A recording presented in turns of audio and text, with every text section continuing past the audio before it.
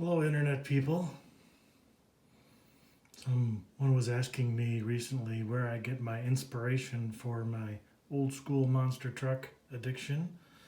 And this is one of those Greenlight models that kind of already got copied off of by Traxxas when they came out with this.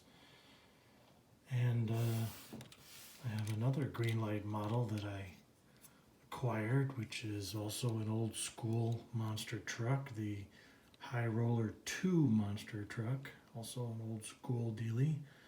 Well, what I did was I took the Traxxas Bigfoot and a little bit of paint and a similar blower, and voila, some fancy stickers, and there you have the Bigfoot Traxxas with a oversized version of this blower here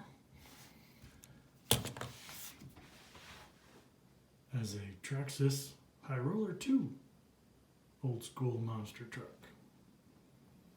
Have a good day. Keep on monster trucking.